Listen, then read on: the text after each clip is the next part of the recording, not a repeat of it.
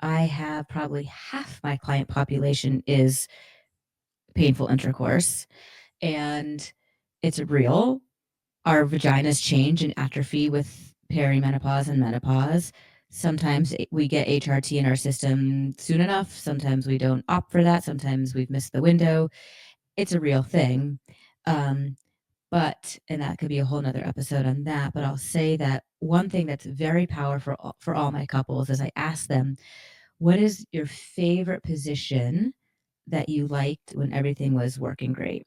And oftentimes, let's just call it missionary, for instance, or spooning. I'm like, get naked and just mush together in that position. The genitals don't have to enter each other, right? That's just like, hold on for a moment about the genitals. That's a small piece of the real estate for a moment. Just mush together in that position.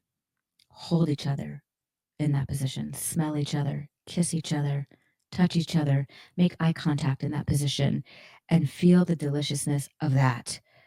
Because oftentimes it's those genital positions that allow for all that intimacy and connection that we don't realize is what we're actually after.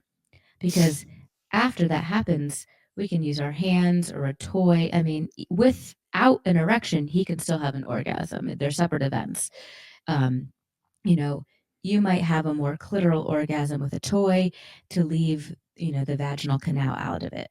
You might both opt to do different pieces to work on these sexual functioning pieces that we can talk about later if we want. But I'll say if we didn't address trying to have sex the way we used to have sex, to piggyback on what Daniel's saying, but we just go for the position of it and the mushing of it, how do we feel in that?